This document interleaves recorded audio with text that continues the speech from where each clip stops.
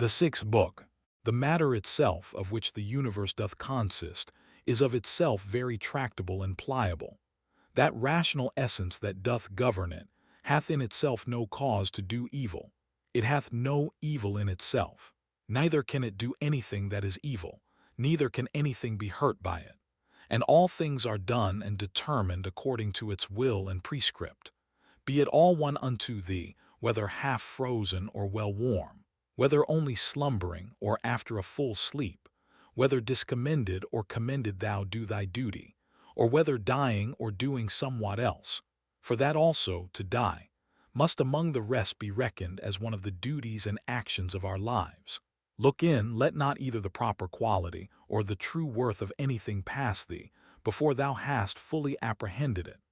All substances come soon to their change, and either they shall be resolved by way of exhalation, if so be that all things shall be reunited into one substance, or as others maintain, they shall be scattered and dispersed.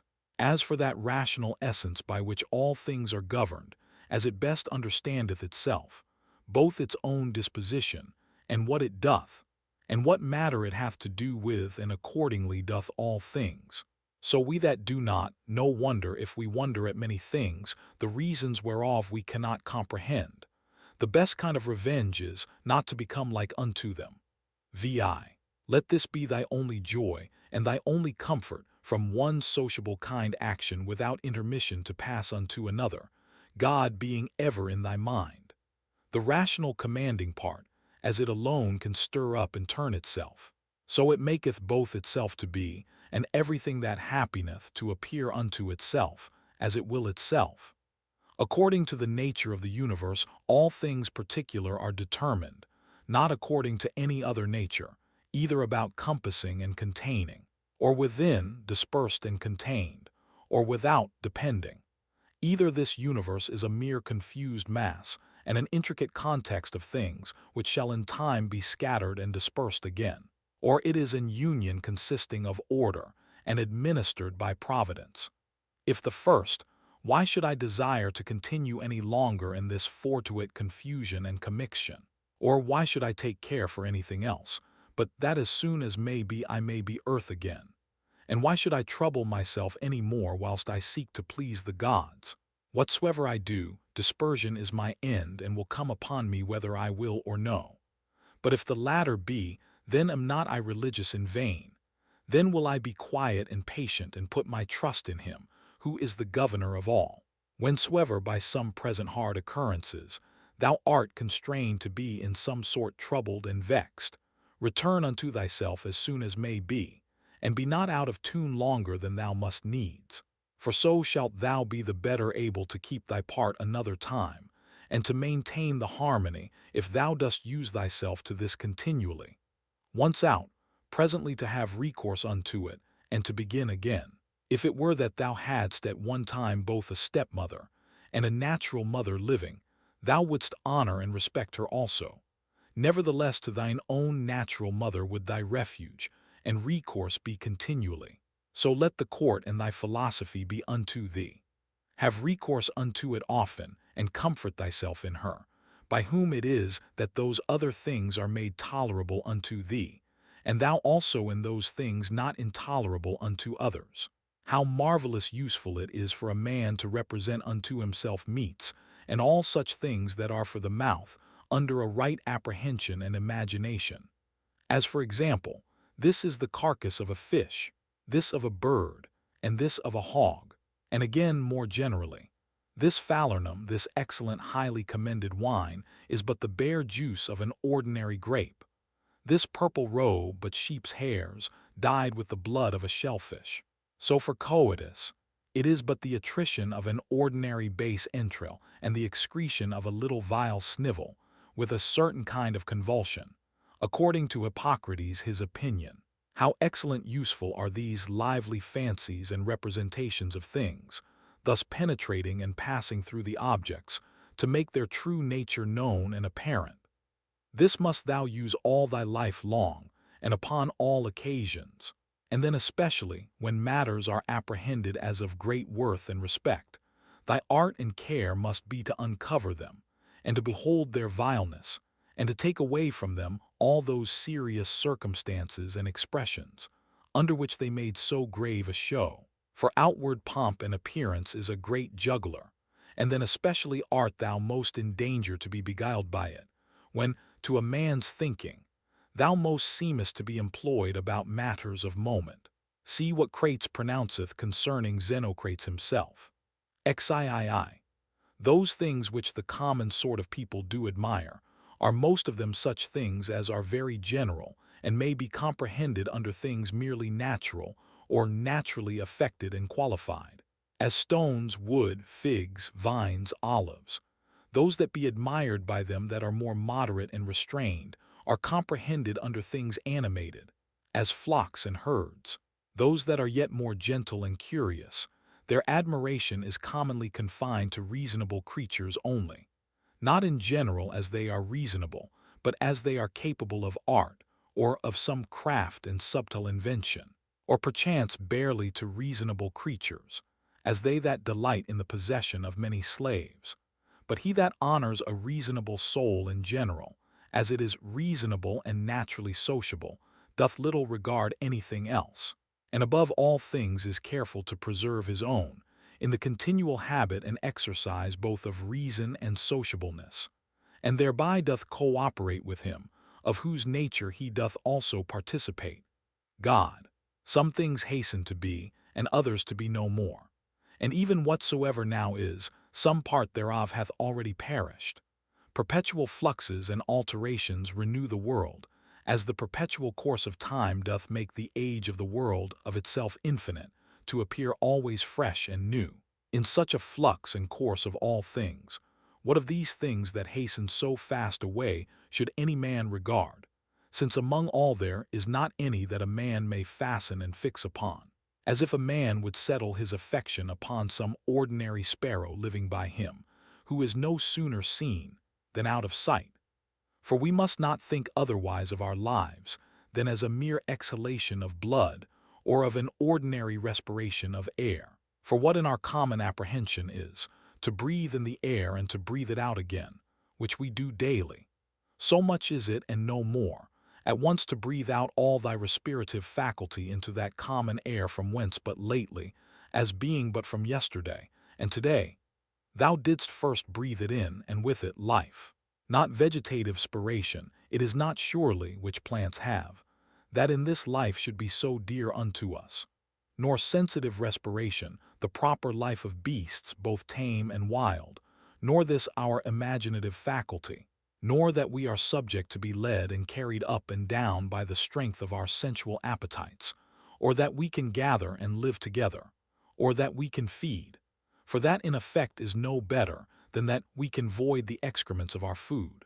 What is it then that should be dear unto us? To hear a clattering noise, if not that, then neither to be applauded by the tongues of men. For the praises of many tongues is in effect no better than the clattering of so many tongues. If then neither applause, what is there remaining that should be dear unto thee? This I think, that in all thy motions and actions thou be moved, and restrained according to thine own true natural constitution and construction only. And to this even ordinary arts and professions do lead us. For it is that which every art doth aim at, that whatsoever it is, that is by art affected and prepared, may be fit for that work that it is prepared for. This is the end that he that dresseth the vine, and he that takes upon him either to tame colts, or to train up dogs, doth aim at. What else doth the education of children, and all learned professions tend unto? Certainly then it is that, which should be dear unto us also. If in this particular it go well with thee, care not for the obtaining of other things. But is it so, that thou canst not but respect other things also? Then canst not thou truly be free. Then canst thou not have self-content. Then wilt thou ever be subject to passions. For it is not possible but that thou must be envious and jealous and suspicious of them whom thou knowest can bereave thee of such things. And again, a secret underminer of them, whom thou seest in present possession of that which is dear unto thee. To be short, he must of necessity be full of confusion within himself, and often accuse the gods, whosoever stands in need of these things. But if thou shalt honor and respect thy mind only, that will make thee acceptable towards thyself, towards thy friends very tractable, and conformable and concordant with the gods. That is, accepting with praises whatsoever they shall think good to appoint and allot unto thee. Under, above, and about are the motions of the elements, but the motion of virtue is none of those motions, but is somewhat more excellent and divine, whose way to speed and prosper in it must be through a way that is not easily comprehended. Who can choose but wonder at them? They will not speak well of them that are at the same time with them and live with them. Yet they themselves are very ambitious, that they that shall follow, whom they have never seen, nor shall ever see, should speak well of them. As if a man should grieve that he hath not been commended by them that lived before him. Do not ever conceive anything impossible to man, which by thee cannot, or not without much difficulty be effected. But whatsoever in general thou canst conceive possible and proper unto any man, think that very possible unto thee also. Suppose that at the palestra somebody hath all to torn thee with his nails and hath broken thy head. Well, thou art wounded, yet thou dost not exclaim, thou art not offended with him. Thou dost not suspect him for it afterwards, as one that watcheth to do thee a mischief. Yea, even then, though thou dost thy best to save thyself from him, yet not from him as an enemy. It is not by way of any suspicious indignation, but by way of gentle and friendly declination. Keep the same mind and disposition in other parts of thy life also. For many things there be, which we must conceit and apprehend, as though we had had to do with an antagonist at the palestra. For as I said, it is very possible for us to avoid and decline, though we neither suspect nor hate. If anybody shall reprove me, and shall make it apparent unto me, that in any either opinion or action of mine I do err, I will most gladly retract. For it is the truth that I seek after, by which I am sure that never any man was hurt, and as sure that he is hurt that continueth in any error or ignorance whatsoever. I for my part will do what belongs unto me. As for other things, whether things unsensible or things irrational, or if rational, yet deceived and ignorant of the true way, they shall not trouble or distract me. For as for those creatures which are not endued with reason, and all other things and matters of the world whatsoever I freely, and generously, as one endued with reason of things that have none, make use of them. And as for men, towards them as naturally partakers of the same reason, my care is to carry myself sociably. But whatsoever it is that thou art about, remember to call upon the gods.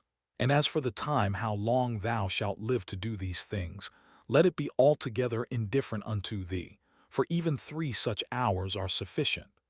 Alexander of Macedon and he that dressed his mules, when once dead both came to one. For either they were both resumed into those original rational essences, from whence all things in the world are propagated, or both, after one fashion, were scattered into atoms.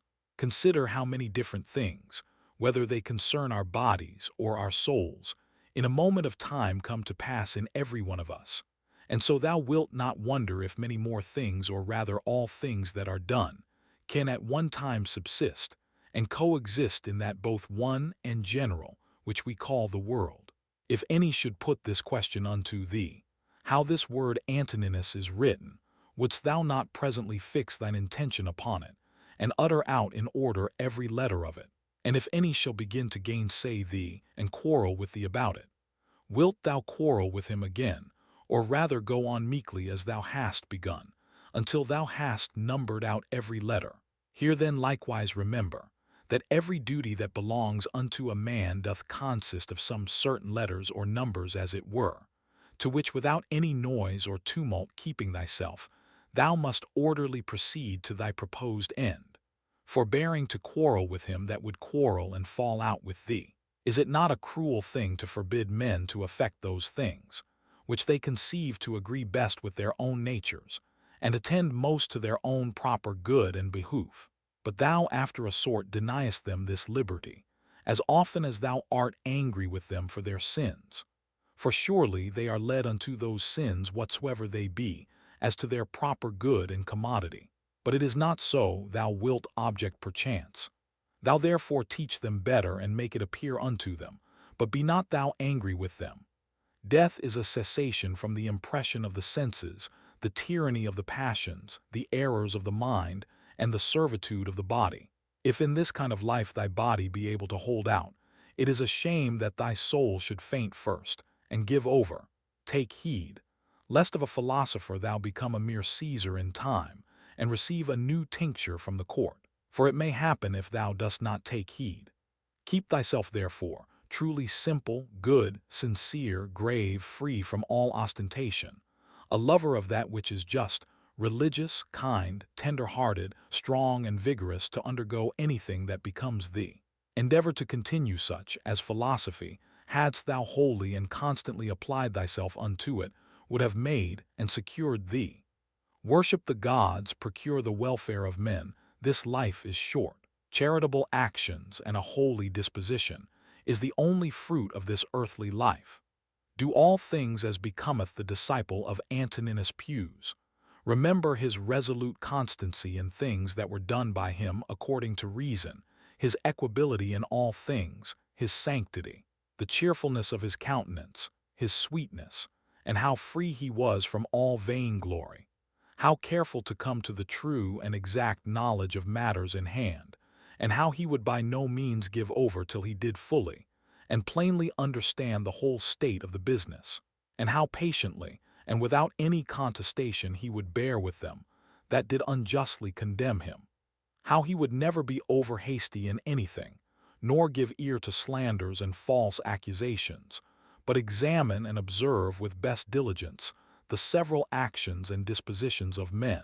Again, how he was no backbiter, nor easily frightened, nor suspicious, and in his language free from all affectation and curiosity, and how easily he would content himself with few things, as lodging, bedding, clothing, and ordinary nourishment and attendance, how able to endure labor, how patient, able through his spare diet to continue from morning to evening without any necessity of withdrawing before his accustomed hours to the necessities of nature, his uniformity and constancy in matter of friendship, how he would bear with them that with all boldness and liberty opposed his opinions, and even rejoice if any man could better advise him, and lastly, how religious he was without superstition.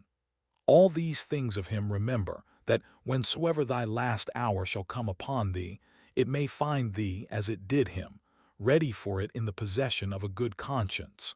Stir up thy mind, and recall thy wits again from thy natural dreams and visions, and when thou art perfectly awoken, and canst perceive that they were but dreams that troubled thee, as one newly awakened out of another kind of sleep, look upon these worldly things with the same mind as thou didst upon those that thou sawest in thy sleep. I consist of body and soul.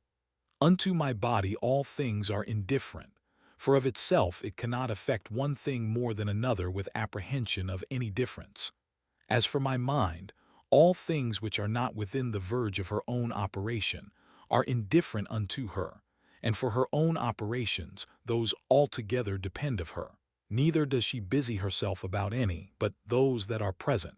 For as for future and past operations, those also are now at this present indifferent unto her.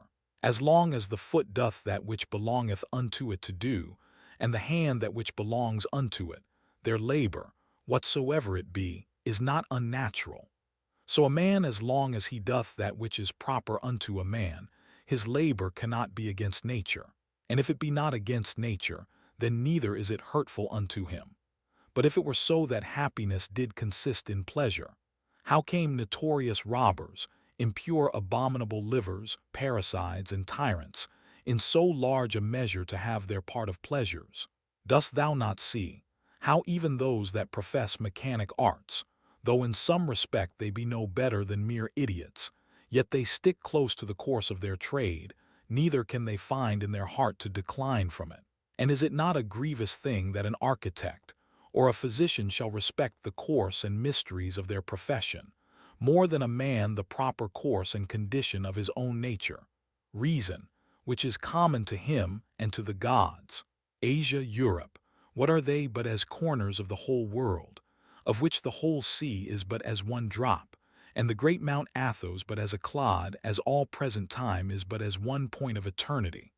All petty things, all things that are soon altered, soon perished, and all things come from one beginning, either all severally and particularly deliberated and resolved upon by the general ruler and governor of all, or all by necessary consequence, so that the dreadful hiatus of a gaping lion, and all poison and all hurtful things, are but as the thorn and the mire, the necessary consequences of goodly fair things. Think not of these, therefore, as things contrary to those which thou dost much honor and respect, but consider in thy mind the true fountain of all.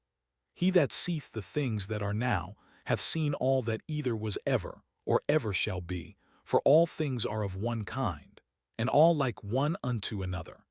Meditate often upon the connection of all things in the world, and upon the mutual relation that they have one unto another.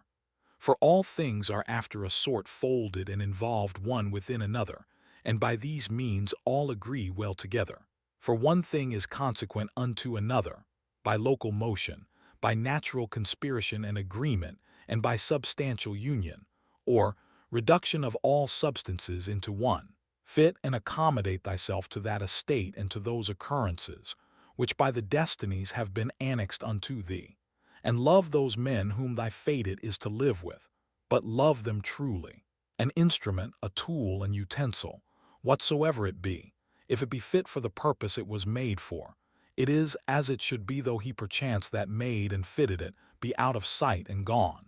But in things natural, that power which hath framed and fitted them is and abideth within them still, for which reason she ought also the more to be respected, and we are the more obliged, if we may live and pass our time according to her purpose and intention, to think that all is well with us, and according to our own minds. After this manner also, and in this respect it is, that he that is all in all doth enjoy his happiness. What things soever are not within the proper power and jurisdiction of thine own will either to compass or avoid, if thou shalt propose unto thyself any of those things as either good or evil. It must needs be that according as thou shalt either fall into that which thou dost think evil, or miss of that which thou dost think good, so wilt thou be ready both to complain of the gods, and to hate those men, who either shall be so indeed, or shall by thee be suspected as the cause either of thy missing of the one, or falling into the other. And indeed we must needs commit many evils, if we incline to any of these things more or less, with an opinion of any difference. But if we mind and fancy those things only, as good and bad, which wholly depend of our own wills, there is no more occasion why we should either murmur against the gods, or be at enmity with any man. We all work to one effect, some willingly, and with a rational apprehension of what we do, others without any such knowledge. As I think Heraclitus in a place speaketh of them that sleep, that even they do work in their kind, and do confer to the general operations of the world. One man therefore doth cooperate after one sort, and another after another sort. But even he that doth murmur, and to his power doth resist and hinder, even he as much as any doth cooperate, for of such also did the world stand in need. Now do thou consider among which of these thou wilt rank thyself. For as for him who is the administrator of all, he will make good use of thee whether thou wilt or no, and make thee, as a part and member of the whole, so to cooperate with him, that whatsoever thou doest shall turn to the furtherance of his own counsels and resolutions. But be not thou for shame such a part of the whole, as that vile and ridiculous verse, which Chrysippus in a place doth mention, is a part of the comedy. Doth either the sun take upon him to do that which belongs to the rain, or his son Aesculapius that, which unto the earth doth properly belong? How is it with every one of the stars in particular? Though they all differ one from another, and have their several charges and functions by themselves, do they not all nevertheless concur and co-operate to one end?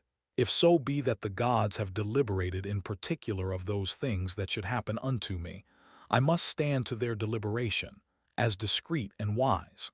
For that a god should be an imprudent god, is a thing hard even to conceive. And why should they resolve to do me hurt? For what profit either unto them or the universe, which they specially take care for, could arise from it? But if so be that they have not deliberated of me in particular, certainly they have of the whole in general, and those things which in consequence and coherence of this general deliberation happen unto me in particular, I am bound to embrace and accept of. But if so be that they have not deliberated at all, which indeed is very irreligious for any man to believe, for then let us neither sacrifice, nor pray, nor respect our oaths, neither let us any more use any of those things, which we persuaded of the presence and secret conversation of the gods among us, daily use and practice. But, I say, if so be that they have not indeed either in general or particular deliberated of any of those things that happen unto us in this world, yet God be thanked, that of those things that concern myself, it is lawful for me to deliberate myself, and all my deliberation is but concerning that which may be to me most profitable. Now that unto every one is most profitable, which is according to his own constitution and nature. And my nature is to be rational in all my actions, and as a good and natural member of a city and commonwealth, towards my fellow members ever to be sociably and kindly disposed and affected. My city and country, as I am Antoninus, is Rome. As a man, the whole world. Those things, therefore, that are expedient and profitable to those cities are the only things that are good and expedient for me. Whatsoever in any kind doth happen to any one is expedient to the whole. And thus much to content us might suffice, that it is expedient for the whole in general. But yet this also shalt thou generally perceive, if thou dost diligently take heed, that whatsoever doth happen to any one man or men.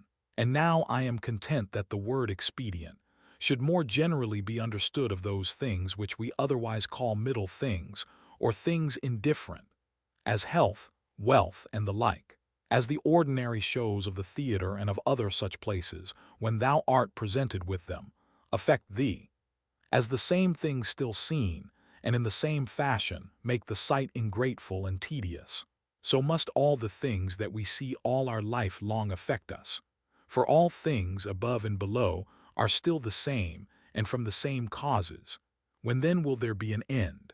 Let the several deaths of men of all sorts, and of all sorts of professions, and of all sort of nations, be a perpetual object of thy thoughts, so that thou mayst even come down to Philistio, Phoebus, and Origanian. Pass now to other generations.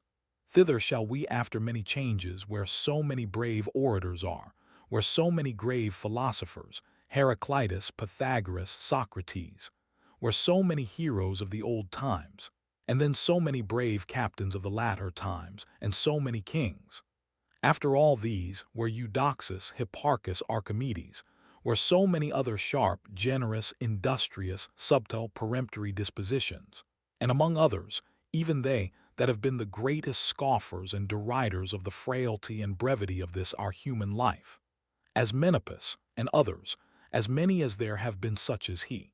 Of all these consider that they long since are all dead and gone, and what do they suffer by it?